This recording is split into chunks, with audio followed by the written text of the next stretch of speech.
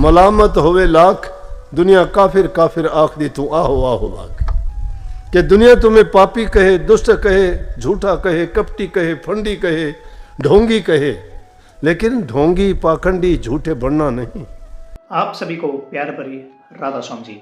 देखिए, जो आज का सत्संग का विषय है उसे महाराज जी ने बताया कि आप गुरुद्रोही कभी भी मत बनो। अगर आपको बनना है तो आप गुरुमुख बनो और गुरु की आज्ञा में रहो। जो इंसान गुरुमुख होता है उस व्यक्ति के जीवन में सफलता कदम चूमती है। जो व्यक्ति गुरुमुख होता है उसके घर परिवार में सुख शांति हमेशा उनके द्वार पर खड़ी रहती है।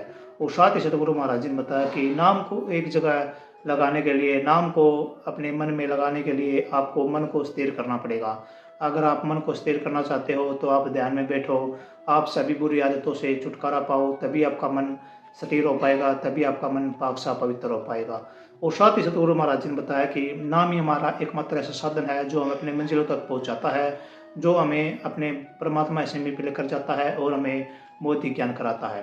तो चलिए आपका कीमती समय सत्संग को शुरू करते हैं। कृपया सत्संग को पूरा सुनकर पुण्य भागीदार अवश्य। तो इसलिए कही है कि भाई दिया लिया तेरे संग चलेगा और धरा ढक्या, मतलब तूने जो दे के और ढक के रख दिया वो तेरी गठड़ी है।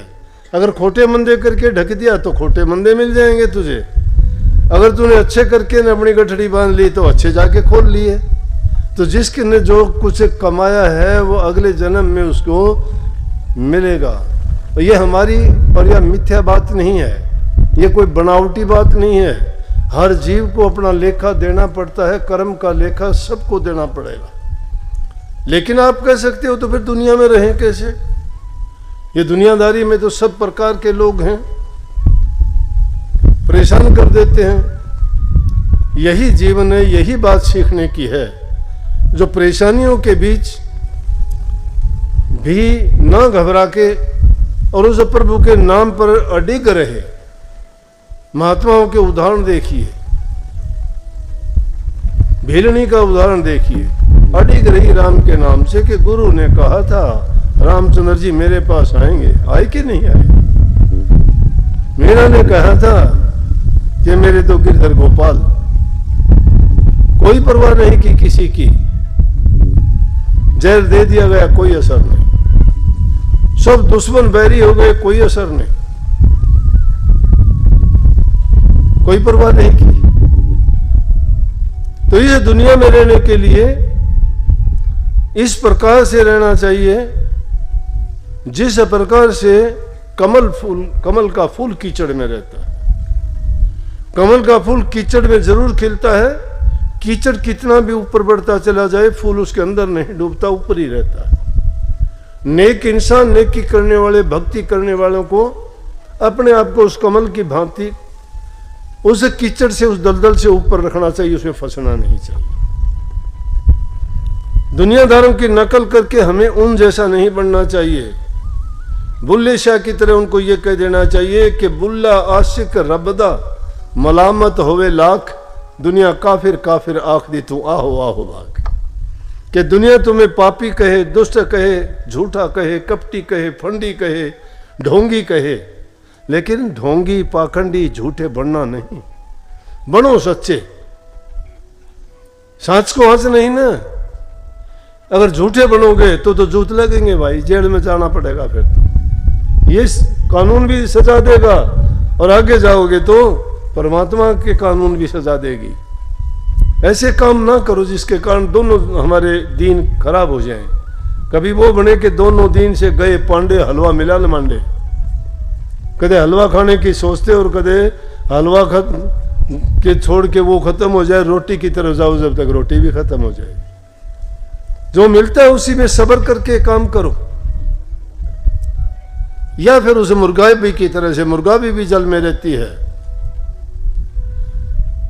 लेकिन जब उसको जल में से उड़ना पड़ता है तो उसको बाहर आके पंख नहीं सुखाने, पंख भीगते नहीं है। हमें भी अपने संसार में रहते हुए अपने आप को उस संसार के फंडों में लिपायमान नहीं करना चाहिए। हमारे उन काम वासनाओं से, दुनियादारी के कार्यों से हमारे पंख भीगने नहीं चाहिए, सूखे रहने चाहिए कि जब दुनिया से जाना हो तो सुखाले चले जाएं। और उसका तरीका है सूरज शब्द का योग। सूरज शब्द का योग जो करते हो वो तुम्हें भव सागर से पार ले जाने वाला है। वो तुम्हें कमल के फूल की तरह, मुर्गाबी की तरह से सीधा अपने घर जाने का तरीका है। लेकिन उपदेश सुन के अपने जीवन में उतारने का प्रयास करते उनके लिए है। किताबों की सुनी सुनाई बातों को अब जगह ना दिया करो। कई लोग आके पूछते हैं जी फलाने ने ये लिख दिया, ढिकड़े ने ये लिख दिया, इसके बारे में आप क्या कहते हो, आपका क्या ख्याल है? क्या मिलेगा बातों में भाई? हमने एक ही सीधी बात बता दी। हमें कोई कह दे कि जमीन को खोद ले, जमीन के नीचे पानी है, प्रयास करो पानी मिलेगा तुम्हें। लेकिन अगर मूर्ख बनोगे दुनियादारी के लोग क्या कहेंगे? एक गया महात्मा के पास, कहने लगा जी मुझे पानी चाहिए। बोला भाई जमीन खोद ले, पानी मिल जाएगा। बोला जी हाँ। बोला 40 फीट की गहराई में जा तो पानी मिल जाएगा। वो उसको खोदने लगा तो इतनी देर में कोई गया, एक आदमी कहने लगा क्या करता है? बोला कि पानी के लिए कुआं खोदता हूँ। बोला पानी कहाँ, कितना खोद लिया? बोलिए हम 10 फीट। अरे मैं तुझे बताऊँ कहाँ तू 40 फुट के चक्कर में पड़ गया, 30 फुट पे पानी मिलेगा। उसने 10 फुट खोद लिया था बेचारे ने। आप बोले आ जा, दूसरी जगह लेके गया, वहां खोदने लगा, 10 फुट उसने फिर खोद लिया। एक और दूसरा आदमी आया, बोला अरे यहाँ क्या कर रहा है? बोला कि पानी की तलाश। बोला पानी की तलाश? बोला कितना गहरा है? बोला 30 फुट पे बताया इसमें पानी। अरे मूर्ख, 30 फुट पे? मैं तुझे 20 फुट पे बताऊं। तीसरी जगह लेके गया, उसने 10 फुट फिर खोद लिया। वहां भी 2-4 आदमी पहुंचे। बोला भाई क्या कर रहा है? बोला कि पानी के लिए मैं तो कोशिश कर रहा हूँ, कई जगह कर ली। बोला यहाँ कितने गहराई में? बोला कि 20 फुट पे बताया। बोला अच्छा मूर्ख, आज हम 10 फुट पे बताएंगे। वो 40 फुट उसने खोद लिया, पानी का टोपा उसको मिला नहीं। 40 फुट खोद लिया उसने मूर्खता के। बस ये दुनियादारी के लोग तो इस प्रकार से आपको बिना पेंदे की, बिना कोई मतलब की बात कर करके ऐसे भरमा देंगे कि तुम जिस काम में लगे हुए हो वो डूब देंगे। बिल्कुल यूं कर देंगे कि वो बेचारा कुछ करता था उससे भी उखाड़ दिया। नहीं तो महापुरुषों की बात को अगर गौर से सुनोगे, जिस प्रकार से हमें सत्संग में बैठे हैं, एक जगह सत्संग हो रहा और एक आदमी वहां से कहीं जा रहा था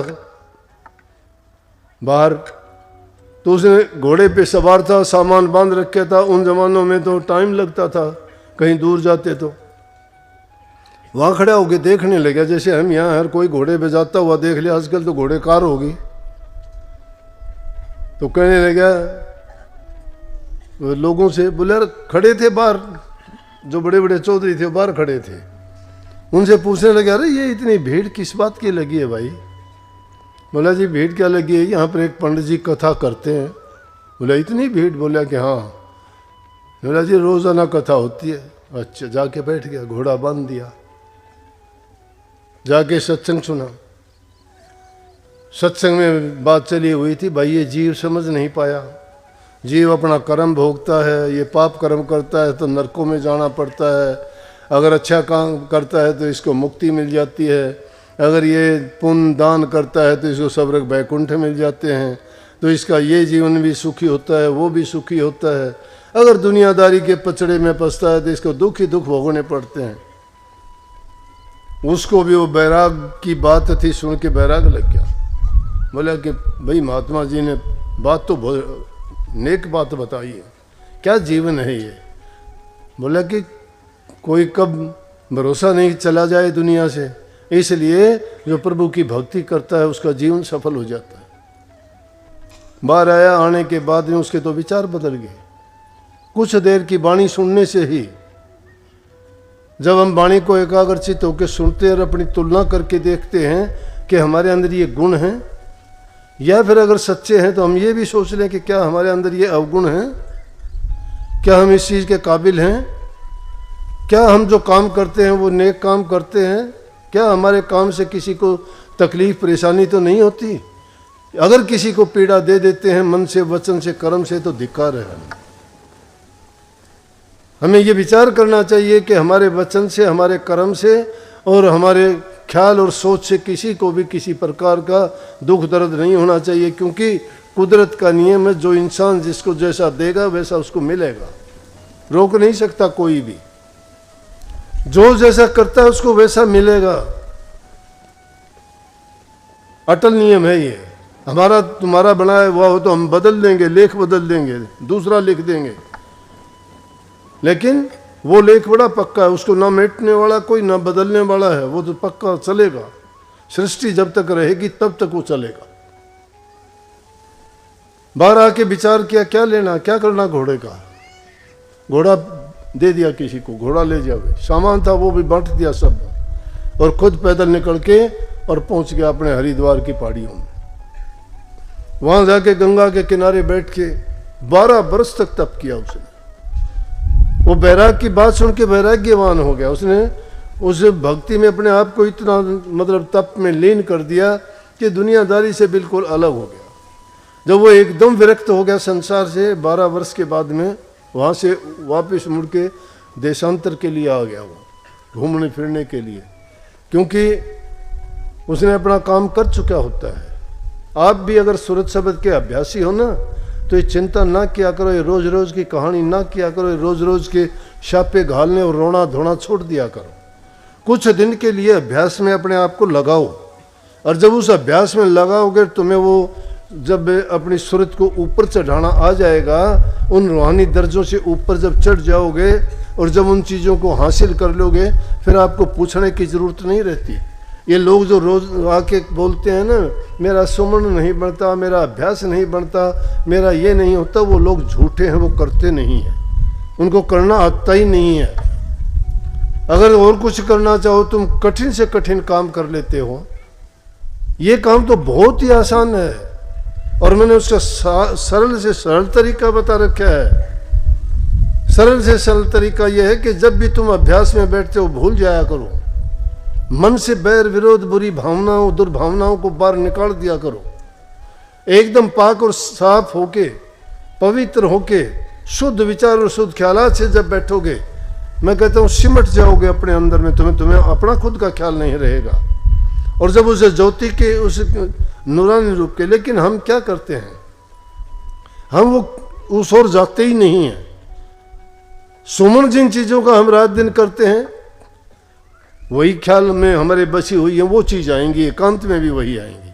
जिस काम के लिए बैठते वो नहीं होता, लेकिन अभ्यास करते करते एक बार तुमने अगर वो रसाई प्राप्त कर ली, फिर तुम्हें ज़रूरत ही नहीं है, फिर बैठे बैठे हो जाएगी, बात करते करते हो जाएगी, कुछ देखते रहना, तुम्हारी सुरत नहीं डिगेगी। तुमने अभ्यास तुम्हारे घर का किया है, तुम्हारे घर की चीज़ों का किया है, तुम्हारे अपने दूसरे कर्तव्यों का किया है। यहाँ बैठे आपको एक बात याद है, सत्संग सुनते सुनते हुए भी आपको याद है। उसने यही अभ्यास किया, और अभ्यास करने के बाद एकदम विरक्त हो गया। जब विरक्त हो जाते थे महात्मा लोग, फिर उनको कोई चीज़ उनके रास्ते से डिगा नहीं सकती थी। फिर वो घूमते फिरते आए तो वहीं से फिर गुजरना हुआ। उसी पेड़ के नीचे फिर बैठा जिसके नीचे घोड़ा बांधा था, और वहाँ लोगों को देखा पहले से भी ज़्यादा भरा हुआ। यहाँ भी पहले थोड़े से लोग आए थे, और अब देखो कितने हो गए। देखे तो बहुत लोग। बोला भाई ये क्या है, ये क्या है रे यहाँ? कहने लगे जी यहाँ तो एक महात्मा कथा करते हैं।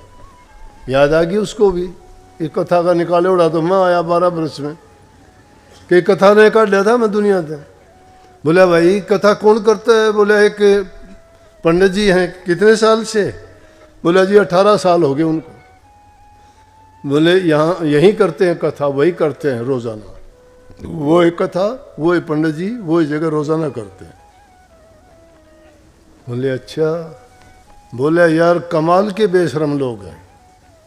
बोले क्यों? ने बोला रे ज्ञान का एक चपेट मेरे लग गया था, मैं 12 साल में आज वापिस बाउड़ा सो, और ये रोज मुंह छितवा के उरे बैठे रहे हैं। इनके रोज ज्ञान के चपेट लग गए हैं, मुंह बस सारे उरे बैठे। फिर भी तो जब तुम्हारे हृदय में वो ज्ञान का चपेट लग जाएगा ना, जब तुम्हारे बुद्धि में, तुम्हारे ख्याल में, तुम्हारे विचार में, तुम्हारे अंतर में वो ज्ञान प्रवेश कर जाएगा, फिर ये भावनाएं बदल जाएंगी प्रवचनों को पूरा सुनने के लिए का बहुत बहुत धन्यवाद। हम आशा करते हैं अपने प्रवचनों को बड़ा ही ध्यान से सुना होगा। तो जैसे पहली सात संगत जी आपने सत्संग में सुना, महाराज जी ने बताया कि व्यक्ति को कभी भी बुरे कर्मों में नहीं फंसना चाहिए। बुरे कर्म आपके जीवन को इतना खराब कर देते हैं, आप किसी के लायक नहीं रहते। बुरे कर्म अगर आपने किए हैं तो आपको भुगतान करना पड़ेगा। अगर आप कर्मों को काटना चाहते हो तो आप गुरु की शरण लो। सच्चा गुरु आपको मार्गदर्शन देगा, वो रास्ता दिखाएगा जिस पर चलकर आप अपने कर्मों को काट सकते हो और आप अपने मन को पाक साफ पवित्र करके मन को भक्ति में लगा सकते हो और अपने परिवार में सुख शांति को प्राप्त कर सकते हो। तो कृपया गुरु महाराज जी की इन बातों को आप अपने जीवन में अवश्य उतारिए और अपने जीवन को एक नई दिशा अवश्य दीजिए और अपने जीवन में सुख शांति को अवश्य लेकर आइए। और साथ ही अगर आपको सत्संग अच्छा लगा तो कमेंट बॉक्स में राधा स्वामी लिखकर पुण्य भागीदार अवश्य बनिए। मिलते हैं जल्दी एक नए और बहुत ही प्यारे प्रवचनों के साथ। तब तक के लिए आप हमें दीजिए राधा स्वामी।